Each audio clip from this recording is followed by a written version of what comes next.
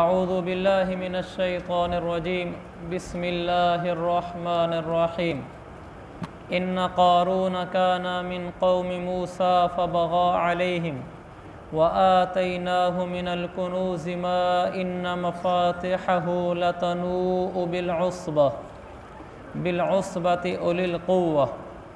इस लफ्ज़ को दोबारा देखें, व आतैनाहु मिनल कुनूज़ि मा इन्न मफ़ातिहहु, आगे है लतनूउ, आयत नंबर 76, लतनूउ, लतनूउ अलिफ के ऊपर पेश आ जाए तो हमज़ा बन जाता है। आज इसको हम पढ़ेंगे भी सही। लतनूउ बिलउस्बति उलिल क़ुव्वा इज़ क़ाल लहू क़ौमुहु ला तफ़रह इन्नल्लाह ला युहिब्बुल फ़रिहीन। यहाँ से क़ारून के किस्से का तज़किरा है। क़ारून हज़रत मूसा अलैहिस्सलाम की कौम का ही शख्स था, बल्कि बाद रिवायात में आता है हज़रत मूसा अलैहिस्सलाम का चचाज़ाद भाई था। तो मूसा अलैहिस्सलाम के साथ जब अल्लाह ताला ने हज़रत हारून अलैहिस्सलाम को नबूवत अता फ़रमाई, इसने भी कहा था कि मुझे भी आप कोई मनसब दें। हज़रत मूसा अलैहिस्सलाम से कहा, और वो ये नबूवत का मनसब तो अल्लाह की तरफ से मिलता है। तो उन्होंने उनको कोई ऐसा अपने मातहत भी कोई मनसब नहीं दिया, इसलिए कि अल्लाह की मंशा नहीं थी, और नबूवत तो वैसे ही अल्लाह की तरफ से मिलती है। तो जब उसने देखा कि मूसा अलैहिस्सलाम के भाई हारून को तो नबूवत मिल गई, क़ियादत सियादत मिल गई, ये बनी इसराइल के बड़े बन गए, मुक़्तदा बन गए, इनके यहाँ इज़्ज़त आ गई, और मेरा तो कोई मकाम नहीं, मुझे तो कोई ओहदा नहीं मिला, तो ये मूसा अलैहिस्सलाम का दुश्मन हो गया। फ़िरऔन ने फिर इसको एक ओहदा दिया बनी इसराइल की निगरानी करने के लिए। इसने उस ओहदे को भी गलत इस्तेमाल करके जुल्म किए। फिर मुक़द्दर में अल्लाह ताला ने माल लिखा हुआ था, तो इसको अल्लाह ने बहुत माल दिया। रिवायत मुख्तलिफ़ हैं कितना माल कहाँ से आया। एक रिवायत ये है कि फ़िरऔन ने जब इसको ओहदा दिया था और जिस ओहदे की वजह से इसने बनी इसराइल पर जुल्म ढाए, तो फ़िरऔन ने इसको बहुत ज़्यादा मालो दौलत दिया। उस मालो दौलत की वजह से अमीर हुआ, फिर इसने कारोबार किए। मुक़द्दर में माल था तो अल्लाह ने दे दिया, और बहुत बड़ा मालदार हो गया। इतना बड़ा मालदार हो गया कि कुरान कहते हैं लतनूउ बिलउस्बा उलिल क़ुव्वा, ताकतवर लोगों की एक जमात से उसकी चाबियाँ भी नहीं उठती थी, बहुत मुश्किल से उठाते थे। बाज़ रिवायात में है कि 70 ऊँट इसके ख़जाने की चाबियाँ लाद कर चलते थे। 70 ऊँट ख़जानों की चाबियाँ। और इतना तो कुरान ने भी कहा है, जिसमें कोई दूसरी राय नहीं, कि उसकी चाबियाँ ताकतवर लोगों की एक जमात से भी बामुश्किल उठती थी। एक जमात इंसानों की बनती थी, वो सिर्फ चाबियाँ उठाती थी। ख़जाने तो फिर आप देखें, एक चाबी के पीछे कितना बड़ा कमरा हो सकता है ख़जानों का, और चाबियाँ ना उठती हों तो ख़जाना कितना ज़्यादा होगा। लेकिन जब उसके पास माल आ गया तो वो तकब्बुर में आ गया, क्योंकि माल चीज़ ही ऐसी है कि जब किसी के पास आता है तो सबसे पहले उसका दिमाग ख़राब करता है। वो आदमी समझता है कि मैं ही सब कुछ हूँ।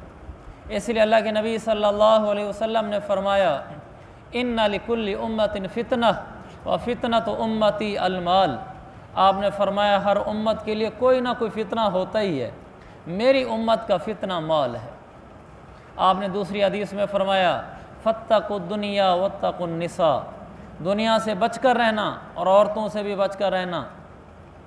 फिर आपने फरमाया इन्न दुनिया, दुनिया के बारे में फरमाया हुल्वतुन खदिरतुन, दुनिया मीठी है, सरसब्ज़ व शादाब है, कि मीठी चीज़ की तरफ आदमी लपकता है, सरसब्ज़ व शादाब चीज़ की तरफ लपकता है, यानी लोग इसमें लपकेंगे।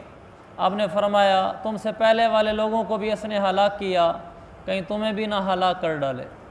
तो दुनिया ने हलाक किया। मालो मता जब इंसान के पास आता है, सबसे पहला धोखा उसको ये लगता है कि वो अपने आप को कोई चीज़ समझना शुरू कर देता है, लोगों को हकीर समझना शुरू कर देता है, और यही उसकी बर्बादी है, और यही कारूनियत है। माल का आना तो बुरा नहीं है, माल तो हज़रत सहाबे किराम के पास भी था, अब्दुर्रहमान बिन औफ के पास भी था। 3 अरब 10 करोड़ 50 लाख दीनार सोने के सिक्के अब्दुर्रहमान बिन औफ रज़ी अल्लाह अन्हु ने अपनी मिरास में छोड़े। 3 अरब 10 करोड़ 50 लाख सोने के सिक्के। माल बज़ाते ख़ुद बुरी चीज़ नहीं है, लेकिन ये माल का ख़ासा है, जब आता है तो तकब्बर लाता है। इल्ला माशाअल्लाह जिनको अल्लाह दीन की समझ अता फरमा दे। माल आता है लोगों की हकारत दिल में लाता है। माल आता है सबसे पहले नाफरमानी के जज्बात दिल में उठते हैं कि पैसा आ गया है ये गुनाह कर लूँ। माल आता है इंसान लोगों को कम तर जानता है। तो अल्लाह तबारक व तआला ने माल को कोई खैर की चीज़ नहीं फरमाया, इल्ला ये कि किसी इंसान के लिए अल्लाह उसको खैर बना दे। वरना अल्लाह के नबी ने फरमाया कि दुनिया से बचना, और फरमाया मेरी उम्मत का फितना माल है। तो कुछ लोग होते हैं जो माल के होते हुए भी सही होते हैं, लेकिन अमूमन नहीं होते। शेख बहाउद्दीन ज़करिया रहमतुल्लाह अलैह बहुत बड़े मालदार थे। तो तसव्वुफ़ सीखने के लिए अपने शेख के पास गए, तो उनके शेख ने इनको कुछ अज़कार दिए। चंद ही दिनों बाद शेख ने इनके सामने अनार रखा और पानी का गिलास रखा और कहा कि ये पानी पी लें। तो अनार उन्होंने पीछे करके रखा, तो इन्होंने पानी का गिलास भी उठाया और हाथ आगे बढ़कर अनार पे भी हाथ रखा। तो उन्होंने कहा कि मैं तो तुमसे दुनिया रोकना चाहता था, लेकिन लगता यह है कि अल्लाह ने तेरे मुकद्दर में माल लिखा है। तो खैर वो वहाँ से आए और मुल्तान आ गए। यहाँ आकर उन्होंने बहुत ज़्यादा तबलीग दीन का काम किया। जितने औलिया अल्लाह गुज़रे हैं, इन सब ने बहुत आला सतह पे दीन का काम किया है। तौहीद, सुन्नत, शरीयत, रिसालत की ज़िम्मेदारियाँ, रिसालत की तालीमात, इन सब ने फैलाई हैं और इनकी बरकत से आज इस्लाम हम तक पहुँचा है। ये और बात है कि बाद लोगों ने फिर इनके यादों में कुछ नामुनासिब अफ़आल शुरू कर दिए, लेकिन ये ख़ुद बहुत अजीम हस्तियाँ थे। तो हज़रत बहाउद्दीन ज़करिया रहमतुल्लाह अलैह ने बहुत ज़्यादा लोगों में दावत व तबलीग का काम किया, जिससे लोगों में हिदायत फैली और बहुत बड़ा माल था।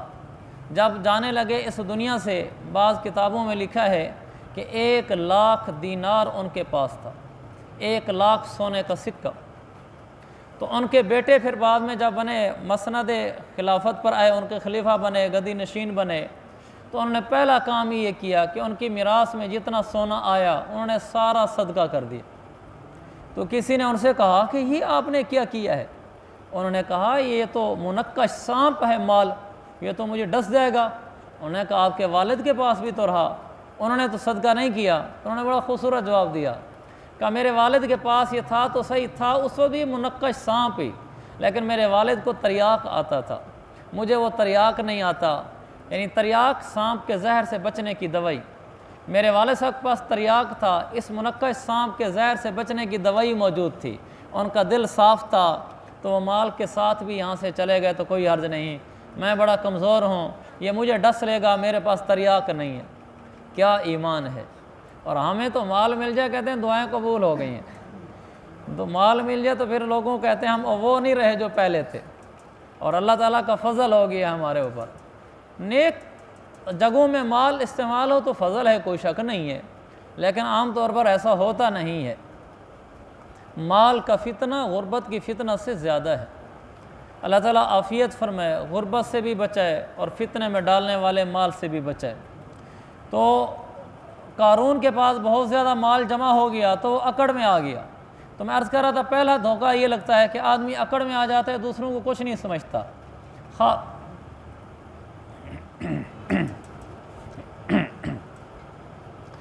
ख़ास तौर पर अगर गरीब घराने में से उठकर अमीर हो जाए ना, ये ज़्यादा ख़तरनाक होता है। इसलिए कि इस बेचारे ने मालदारी पहली दफ़ा देखी होती है, तो फिर इसके ख़ानदान के मामू, चाचू, ननियाल, ददियाल, ससुराल अमूमन चूँकि गरीब होते हैं, वो इसको मिलने आते हैं, इसके पास आते हैं, तो अपनी हद के इज़्ज़त समझता है कि मेरा चाचू मामू धोती लुंगी चादर में मुझे मिलने आ गया है, मेरा तो ये स्टेटस और मकाम है। मेरे फ़लाने रिश्तेदार हमारे घर आ गए हैं, इनको तो ये स्वीट डिश खाने का तरीका नहीं आता, इनको तो बारबेक्यू के आइटम इस्तेमाल करने का तरीका नहीं आता। अब उनको समझता है ये पेंडू हैं, ये फ़लाने हैं। बड़े दुख की बात है, कल तक तू भी ऐसा था, अल्लाह ने तुझे 2-4 टक्के दे दिए और तू अब थोड़ा सा बारबेक्यू ये दाएँ बाएँ चटपटी चीज़ें खाना शुरू होकर अपने आप को चीज़ समझने लग गया है। अब तो अपने मामू, चाचू, वालिद, बहन, भांजे, खाला, अब उनको तो हल्का समझता है। ये तकब्बुर नहीं तो और क्या है। तो इन्हीं में से था। अल्लाह ताला ने तुझे माल दिया, तू तकब्बुर में आ गया, तूने लोगों को हकीर जाना, उनके खाने को तरीके को देखकर हंसा कि इनको तरीका नहीं आता। अगर अल्लाह तुझे गरीब कर देता और तेरे इसी रिश्तेदार को अमीर कर देता तो फिर क्या करता? तुझे भी तो रब ने माल दिया है। तो पहला धोखा ये लगता है कि इंसान अकड़ में आ जाता है, जो कारून को लगा। दूसरा धोखा क्या लगता है? वो जो कारून को लगा, जब कारून को कहा गया कि अल्लाह ने तुझे माल दिया है, भी अकड़ क्यों करता है, ये कौन सा तेरा अपना है? मूसा अलैहिस्सलाम ने उसे समझाया कि माल अल्लाह का दिया हुआ है, तेरा अपना नहीं है। तो उसको दूसरा धोखा ये लगा, कहने लगा इन्नमा ऊतीतुहु अला इल्मिन इंदी, ये मेरी अपनी महारत है जिसकी वजह से मुझे माल मिला है, मेरी अपनी तजर्बाकारियाँ हैं जिसकी वजह से मुझे माल मिला है, मेरा हुनर है। इन्नमा ऊतीतुहु अला इल्मिन इंदी, मुझे अपनी महारत, अपने हुनर, अपने फ़न की वजह से माल मिला है। तो ये दूसरा धोखा लगता है। जब आदमी के पास माल आता है तो वो कहता है ये मैंने ऐसी टेक्निक से कारोबार किए हैं, मैंने माल कमाया है, या मैंने इतनी मेहनत करके पढ़ा हूँ और डिग्री ली है तो इसलिए मैं ऑफिसर बना हूँ, मैंने टाइम कारोबार को बहुत दिया इसलिए मेरा कारोबार चढ़ गया है। 100% झूठ है, 101% झूठ है।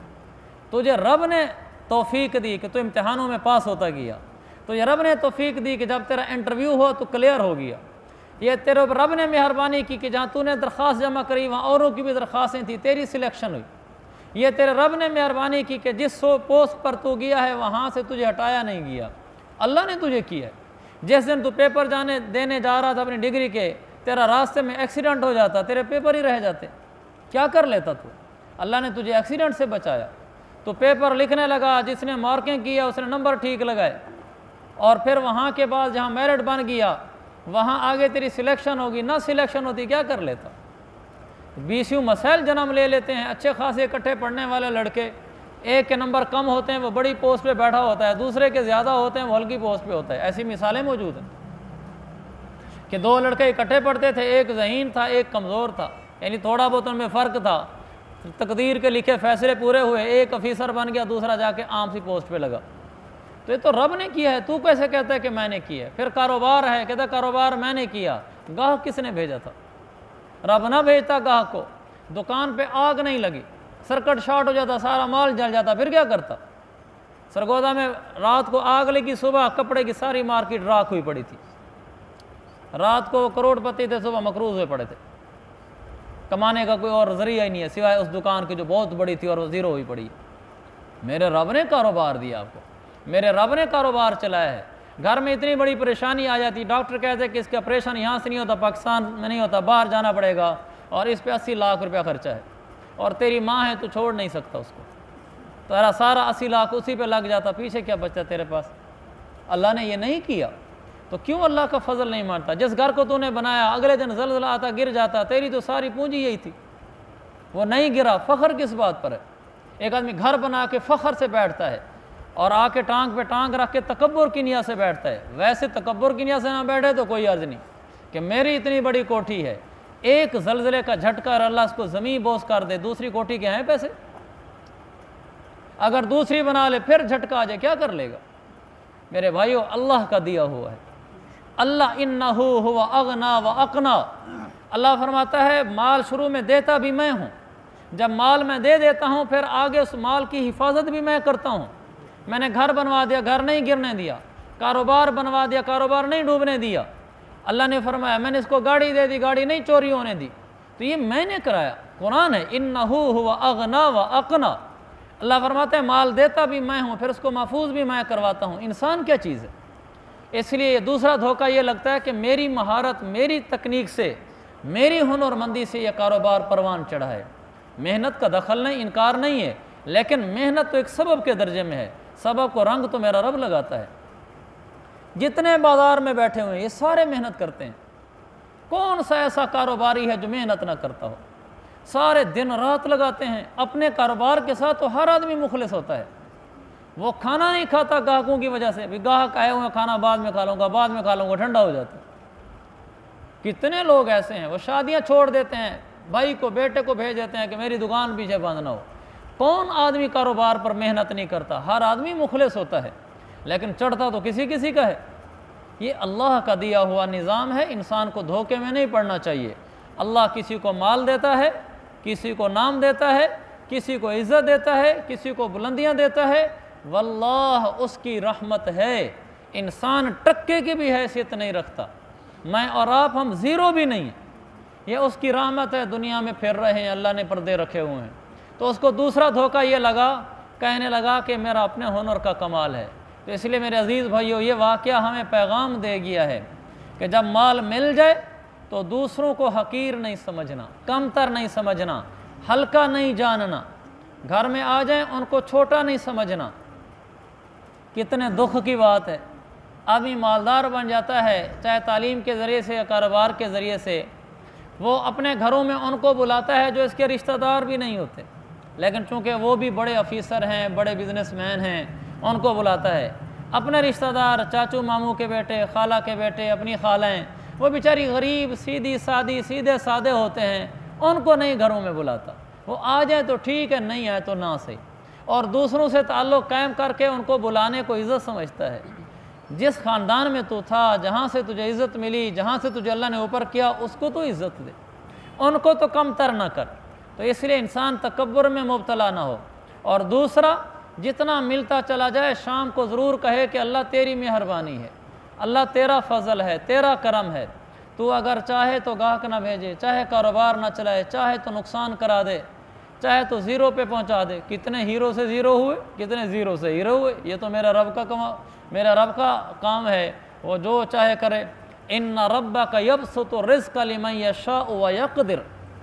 अल्लाह ताला जिसके लिए चाहता है रोज़ी को कुशादा कर देता है, जिसके लिए चाहता है रोज़ी को तंग कर देता है। अल्लाह जिसके लिए चाहता है, अगर किसी की रोज़ी खुली है तो अल्लाह ने चाहा है, अगर किसी की रोज़ी तंग है तो अल्लाह ने चाहा है। हमारा सबसे बड़ा रोना ही माल है। कैसे दुख की बात है, हमारी खुशियों गमियों का महवर माल है। माल के लिहाज से हम बढ़ना शुरू हो जाएं, कारोबार तरक्की करना शुरू हो जाए, हम बड़े खुश होते रहते हैं, गोया कि ज़िंदगी में कामयाबी मिल रही है। माल में कमी होना शुरू हो जाए, कमी दर कमी होती चली जाए, आदमी अंदर से बुझता चला जाता है, हत्ता कि डिप्रेशन का शिकार हो जाता है। मेरे अजीज़ भाइयों, क्या ज़िंदगी माल का नाम है? ज़िंदगी आमाल का नाम है। माल जो मेरे रब ने मेरे मुकद्दर में लिख दिया था वो ही मिलेगा। हमें कमाने का हुक्म है, घर बैठने का हुक्म नहीं है कि घर बैठे रहो, कमाओ। लेकिन वल्लाह कमाने के बाद भी उतना मिलेगा जितना उसने लिखा है, कमाने के बाद भी उतना मिलेगा जितना उसने लिखा है। तो हमने फिर क्या करना है? जितना दे दे शुक्र पढ़ना है, जितना दे दे शुक्र पढ़ना है, और इसको उसकी तरफ से इम्तिहान समझना है। और असल ज़िंदगी क्या है? आमाल हैं। माल कमाते हुए रब नाराज़ ना हो, नमाज ना छूटे, आँखों से गलत ना देखूँ, गुस्सा ना करूँ, रिश्तेदारियाँ ना तोड़ूँ, सूद पर काम ना करूँ, जुआ ना खेलूँ, रिश्वत ना लूँ, किसी का माल ना दबाऊँ, अखलाक अच्छे रखूँ, ज़कात पूरी तोल कर दूँ, रोज़ा बिल्कुल ना छूटे, हज फ़र्ज़ है तो अदा करूँ, मैं शरीयत पर चलता रहूँ। ये मेरी ज़िंदगी का महवर है। ये वो मरकज़ी चीज़ है जिसके गिर्द हमें घूमना है कि मेरी ज़िंदगी में इताअत है या नहीं है, मासियत तो नहीं है, गुनाह तो नहीं है मेरी ज़िंदगी में। बाकी माल कमाने में मैं भी लगा हूँ, आप भी लगे हुए, सारी दुनिया लगी हुई है। मिल उतना रहा है जितना मेरे रब ने लिखा है, हम रब पे राज़ी हैं। इमाम अबू हनीफा रहमतुल्लाह अलैह बैठे थे, बहुत बड़े ताजिर थे। बाज़ उलमा को भी अल्लाह बहुत माल देता है, ये अवाम भी अजब है।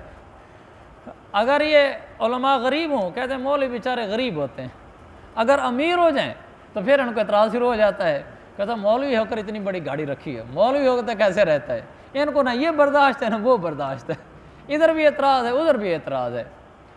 काटन वाले कला वाले कपड़े पहन ले, देख मौलवी हो कैसे पहने हुए हैं, महंगा मोबाइल रख रहे, मौलवी हो कैसे रखा हुआ है, अगर छोटा सा रख ले मौलवी ने ऐसा मोबाइल रखा हुआ है, नहीं इधर तैयार ना उधर तैयार।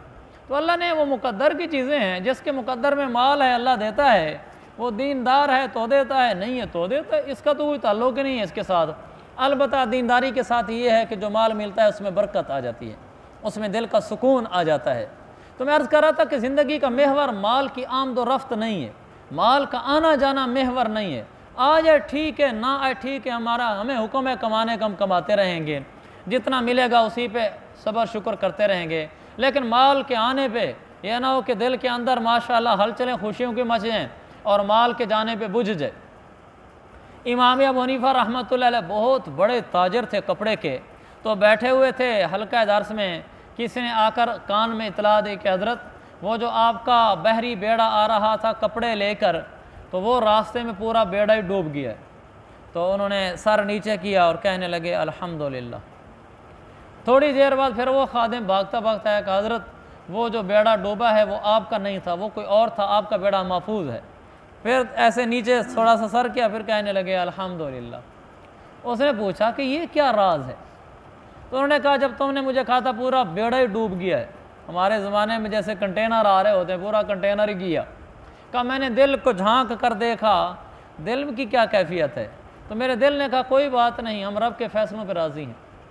तो मेरे दिल में आगे से कोई रब पर शिकवा नहीं आया। दिल ने यही कहा ठीक है, जो अल्लाह ने किया है मुझे कबूल है। मैंने कहा अल्हम्दुलिल्लाह, दिल ठीक है। फिर जब तुमने कहा कि पूरा बेड़ा ही बच गया है, तो बहुत बड़ी अमाउंट है, फिर मैंने दिल को देखा कि अब दिल में क्या है। तो मेरे दिल ने कहा इस हाल में भी राज़ी, उस हाल में भी राज़ी हैं। तो मेरे दिल पे माल के आने जाने से कोई ऐसा असर नहीं पड़ा जिससे शरीयत टूटती हो, यानी माल के आने से मेरे दिल में कोई गलत जज्बात आ गए हों और जाने से अल्लाह पर शिकवा आ गया हो। कहा इससे फ़र्क नहीं पड़ा। मैंने कहा अल्लाह का शुक्र है, माल दिया है लेकिन दिल खाली रखा है उससे। इसलिए माल तो कोई बुरी शय नहीं है, लेकिन माल के तकाज़े पूरे करने चाहिए। गुर्बत हो तो अल्लाह के फ़ैसलों पर राज़ी रहना चाहिए, कोई गिला शिकवा नहीं होना चाहिए। अल्लाह जिस तरह तूने रखा है हम तुझ पर राज़ी हैं, मांगते रहेंगे उससे। और माल ज़्यादा दे, तकब्बुर फ़ख्र में नहीं आना और अपने हुनर का कमाल नहीं समझना, उसके फ़ज़ल का कमाल समझना है। अल्लाह ताला मुझे और आपको माल की खैरें अता फरमाए और माल के शुरूर से हिफाजत फरमाए। आगे भी एक वाक़या इंशाअल्लाह कुछ हो गया, बाकी कल कर लेंगे। मैं ये वाक़यात से दर्स इसलिए बयान करता हूँ कि वाक़यात